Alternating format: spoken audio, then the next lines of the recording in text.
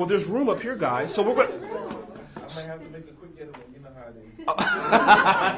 is. So hi everybody, I'm Robert. Why don't we go ahead and start? I'm sure you all know me, but this is actually more for our panel, who I'll introduce in a few moments. But I'm Robert Trainum. I'm here one of the directors here in the office. And you should know by way of background that everyone in this room are overachievers in a good way. These are people that get up every single day to try to make the platform a better place for billions of people around the world. I said this jokingly, but I believe this to be true, myself excluded, that these are some of the best and brightest that do a lot of work. Everything from creative to legal to security to privacy, they just run the gamut. So really pleased to call these individuals my colleagues.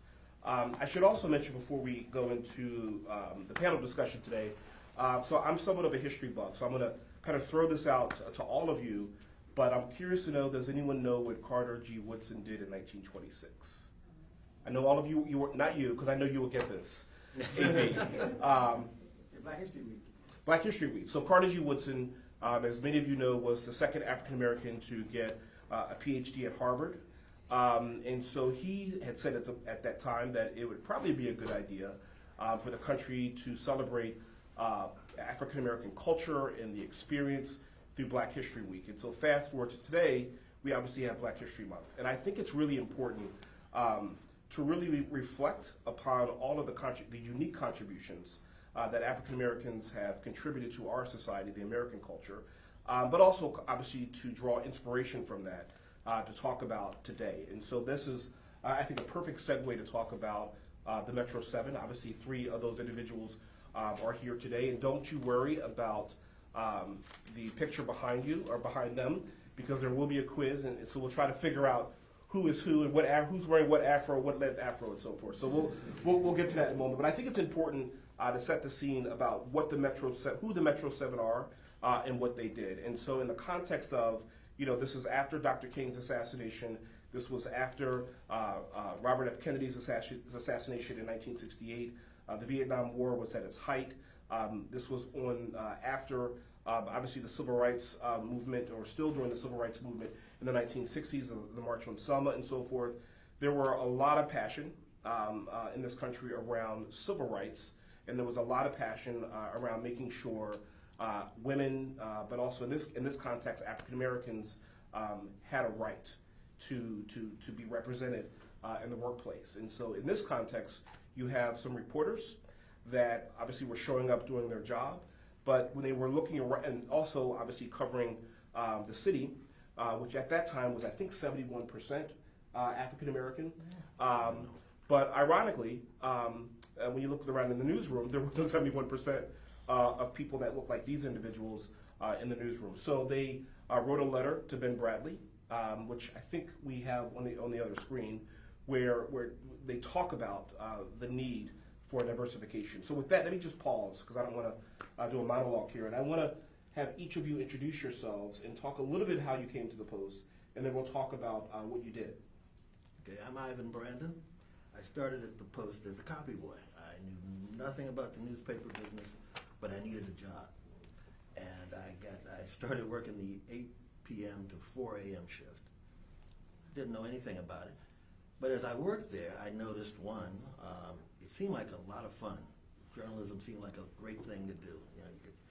I'm a history buff, so the idea of writing history really intrigued me. And I slowly worked my way through the system. By 68, I started writing some stories as a copy boy. 68 riots came about, and the Washington Post needed reporters on the street who weren't afraid to be on the street. So I volunteered. I ran out in the street. I helped cover the riots, and after that, I forced them to promote me. I told them I had received a job offer from the Associated Press, and they fell for it. And they hired me. And one of the reasons they hired me was there was not very many black people in the newsroom.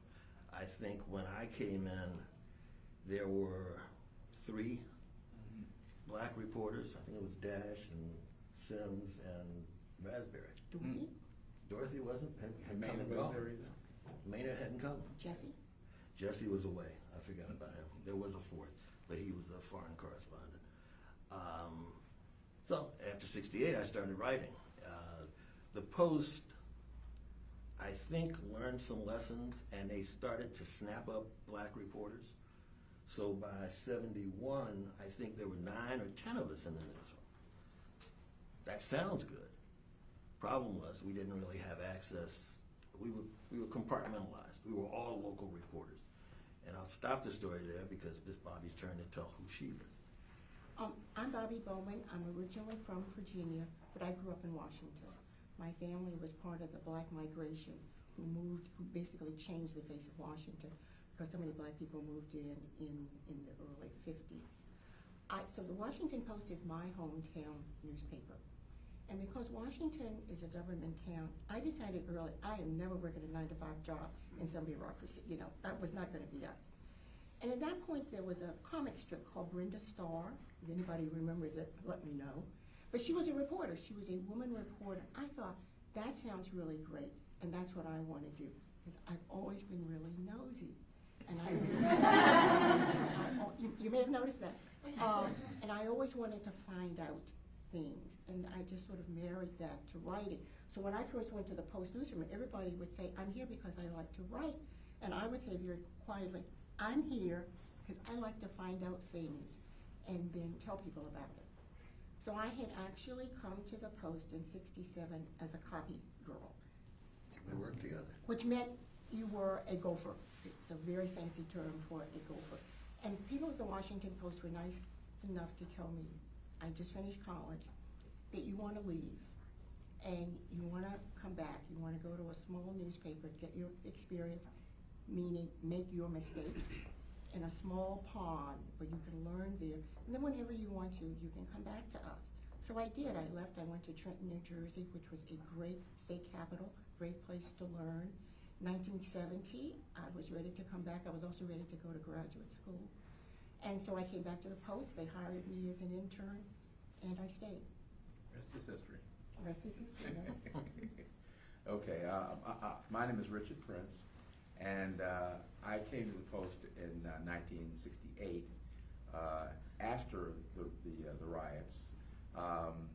I'd come from New York, and I had worked. I'd actually always been in journalism, basically, on the student paper and in high school paper. And in 1967, I had majored in journalism also at NYU, New York University. And in 1967, I was, since I didn't get a chance to participate in this riot, I was in another riot in Newark, and that was, I was working there on the weekends and during the summer. And they sent me during the Newark riot out to go to the hospital and see what was going on there, how many people were being brought in and that kind of thing. And I do remember, going into the company car with the windows rolled up as if that would prevent the bottles that were flying, from getting to me. But it was psychological, but it did help a little bit. But that was an interesting experience. When I was in school, I was with Sigma Delta Chi, which is a journalism society for students, for college students. And the editor of the Star Ledger, the Newark newspaper, came there, and there were riots going on around the country. Newark had not been hit yet, but he had a feeling that maybe something, was going to blow in Newark as well. So he asked me if I would wanted to come there and work during the summer, which I did. And there was only one black reporter there. So he assigned me and the black reporter and a copy aide to go around and take the measure of the black community of Newark, what the mood was. And in the middle of our interviewing people, the riot actually took place. And so they said, well, turn all your notes over to the rewrite guy, and he did. And then they wrote a story about why the riot happened. We interviewed all these people. So that was that was a highlight that sort of attracted me to, first of all, my own journalism department, and a guy named Jesse Lewis, who was, I briefly mentioned at the Washington Post, and he would go around the country doing his stories, and he would always be on the lookout for interns to come there, and so he had called up my journalism department and said, "Have you got any black students who would be good for me to talk to about that?" And so they mentioned me, and so I went down to the Post, and I was actually really surprised at how many black people there were. I mean, there were only, you said only 2 or 3, but that 2 or 3 was, miles ahead of everybody else. And not just the reporters, but people in the library and the dictationists, and it just I was so used to just being in places where, in New York even, where there was a token black reporter, and that was it. Or maybe there were 2, but you're lucky if you had one. And so I said, wow, this is something. So they offered me an internship. And I said, no, I don't want an internship. Because I had a job already lined up in Newark, because they wanted me to come back and work there full time when I graduated, which was 68. So they said, okay. And so I started working there in 1968. And they start you off doing, the police beat and covering the fires and that kind of thing, which is a great way to learn a new city. And so that's what I did. And then later on, I was covering the district building, which is City Hall, which is now the John A. Wilson building, which is another great way to learn the city because, everything flows there. And then later on, the school system, and which is a third way because you get to go all around the city and you get to know all these schools and where they are and what the neighborhoods are like. And I'm still learning about Washington, D.C., and because I've been here now. First I was here from 1968 to 1977, and then I came back part-time in 1999 to 2008, but I wasn't a reporter then. I worked on the foreign news desk as an editor, copy editor. And so the Post has become my hometown newspaper, even though it was not originally. So a lot has gone on between that, and I guess we'll talk about that. Let me touch upon that a little bit. I want to talk about the history for a few moments, but I want to pick up a theme that I heard from the 3 of you, and that is the need for black eyes, a black voice, a black perspective in the newsroom. And I think that's what I heard. And if that's true, do you still think that's needed today? In other words, my question really is there a need for black journalists, or is that too trite to say? Should there just be journalists, period? And there should not be any color or even gender in that question. I'm going to answer that on a larger perspective. This is really about accuracy. This is what I taught for the whole 10 years that I was diversity director for the American Society of News Editors. The reason you want a diversified newspaper is the same reason you want a diversified workplace no matter where you are.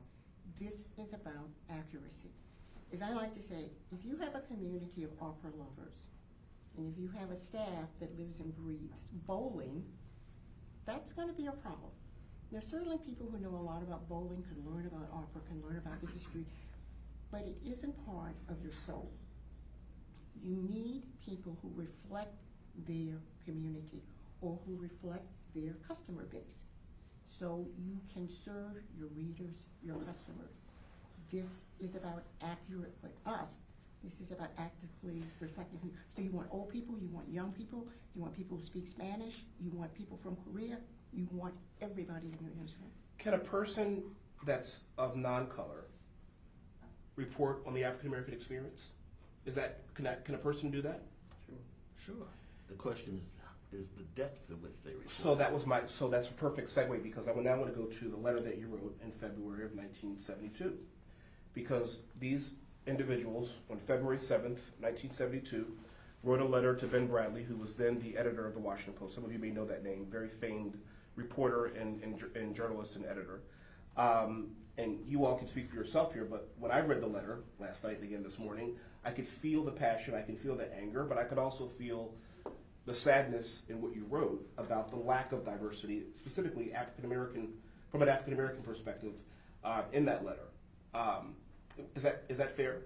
Is that fair to say that I felt some of your anger, some of your frustration? We were pissed. When you said Yeah, it I was- mean, you know, that's right. the letter pissed at came what? Pissed at the lack of African Americans? at No, the things that are outlined in that letter. Okay. Yeah, those Things things. we were pissed about. We were a group of young, ambitious reporters. We wanted to do more. We saw a newspaper that there were no black editors. There are things that they did not understand about the city of Washington. There were things going on nationally that we wanted to cover. And we were being compartmentalized. We were local reporters, and that was it. And we were sick of it. And we were young enough and brash enough and maybe stupid enough to take them on and say, look, you know, you got to fix this.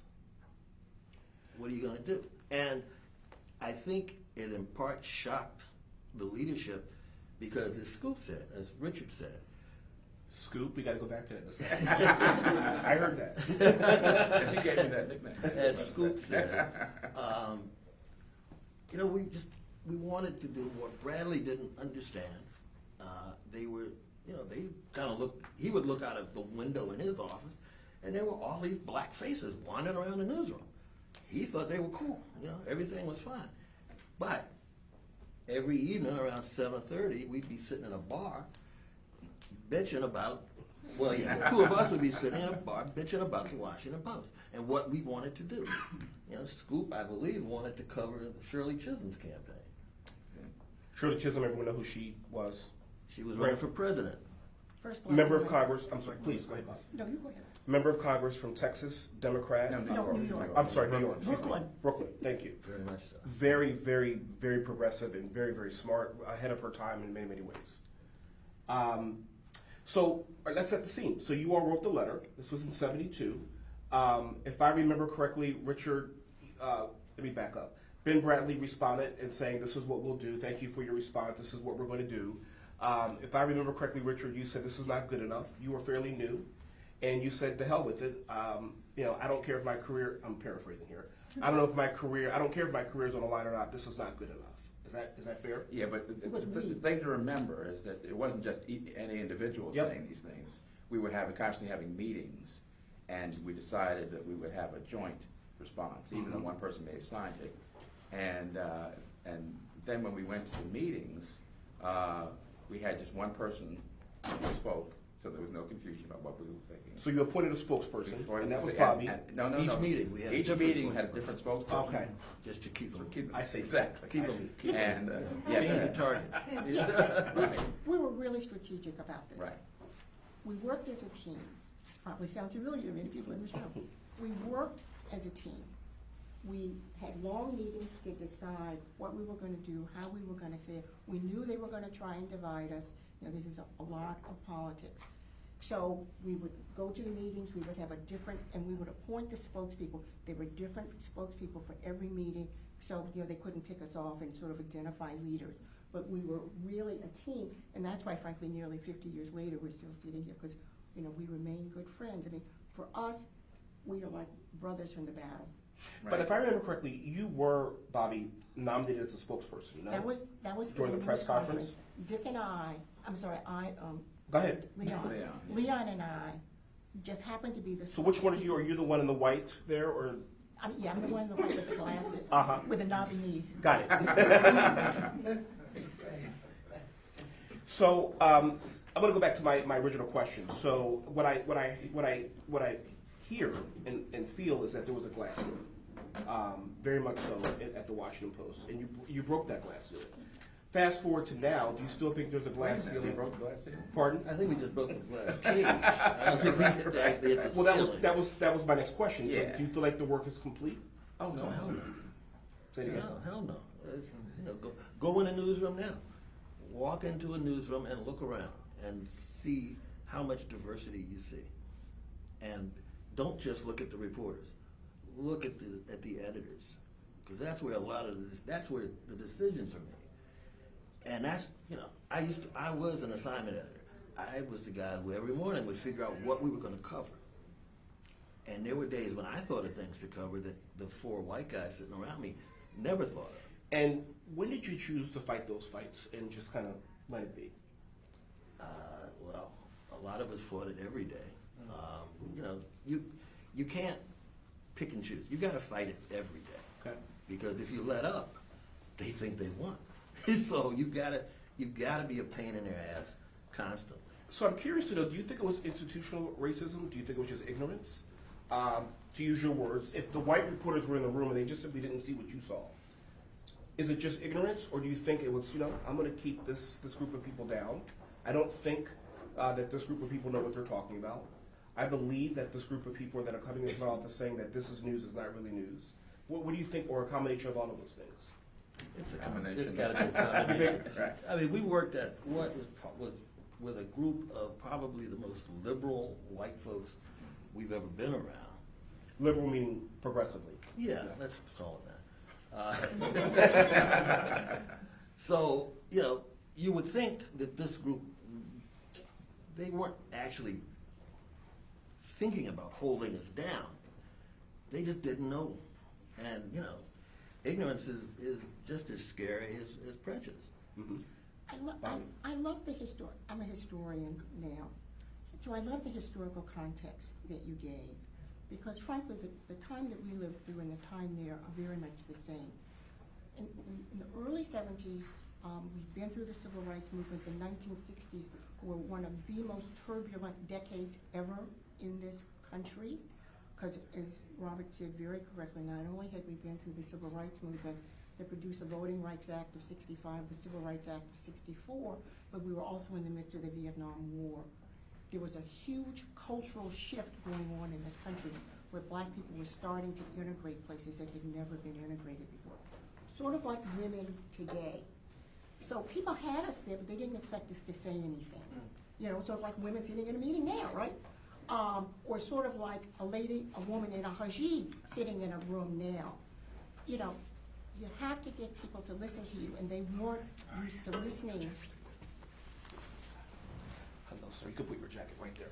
Okay. Join us whenever you can. Like Bobby, keep This is going. Brian. So you had to go through that cultural shift to get people to understand you weren't there just to look cute, but you actually had things to say, and you actually had something to contribute. Very much like now, with women coming to the table, with gays coming to the table, with women wearing hijabs now coming to the table. We've got 2 congresswomen, congresspersons, who are figuring this out. So that, because we're going through this other huge cultural shift, and that cultural shift is going to unfurl through this century. I should also mention, I'll get to you in 1 second. I should also mention, too, that in 1972, Richard Nixon was running for re-election, and he was the incumbent. Obviously, he ran in 68 against Hubert Humphrey. And during that time, there was an undertone of the silent majority, where Richard Nixon was often talking about, I may not see you, but I hear you. You are the law-abiding citizens. You are the people that wake up every single day and play by the rules, while those thugs, I'm paraphrasing, while those thugs and all those other individuals out there are breaking the law. So he didn't say it, but it was implied that maybe there's a little bit of a black-white type thing going on in here. So I'm curious to know, and assuming you agree with that, I'll get you in 1 second to introduce you. Was that part of the undertone, too, you believe, in the newsroom to a certain degree, or am I over-dramatizing it? Well, the election did come into play. George Wallace was also running. That's correct. 1972. That's correct. How can I And for forget those that? who don't, exactly. For those who don't know it, George Wallace was the governor of Alabama who stood in the schoolhouse door to make sure that blacks didn't enter the schools, his precious schools. And anyway, he decided to run for president, and he did. And he spoke to some of the Trumpism that was going on there. Let me also, what I wanted to say was, the Washington Post did not exist in a vacuum in the journalism field.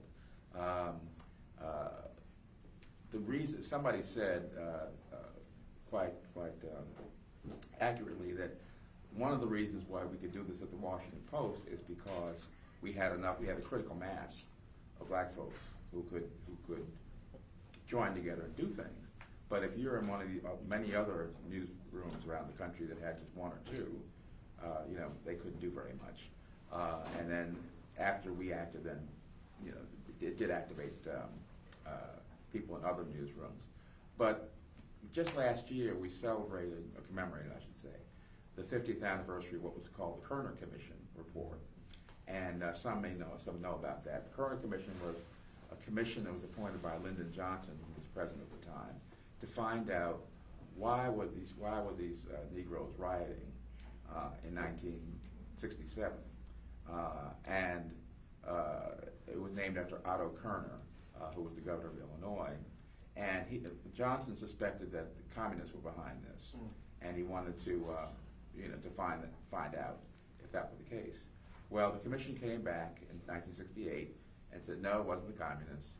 It was actually the conditions that were going on in this country and the way that black people are treated and the way they live. And they devoted a whole section about the media, and said that the media is part of the problem because the media presents a view of the world from a white man's point of view, and has failed to explain to them what's going on in the black communities, and therefore that's why they're so surprised that all this happened.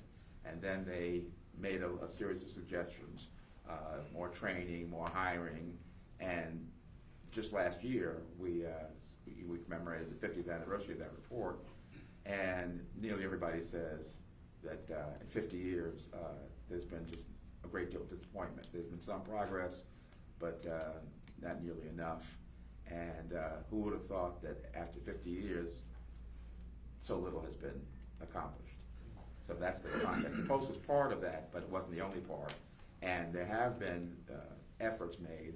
The American Society of News Editors, where Bobby had worked, in 1978, set a goal that the percentage of people of color in newsrooms should equal the percentage of the general population, and by 2000.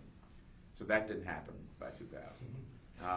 And now they have to set the goal that maybe it'll happen by 2025. And nobody expects that to happen. But this is aspirational, they say. And they have figured out a new strategy, which they're working on now, which is instead of emphasizing hiring at the grassroots level and getting reporters, let's concentrate on hiring at the top. Because if you have people at the top, then they have the power to make things happen. So that's where we are now. I want to. I have a few more questions before I open up the floor to all of you all. But I want to bring in Ron Taylor, formerly with the Washington Post. If I remember correctly, Ron, this was 1972. You were fairly new to the newspaper. 5 months. 5 months, very, very new.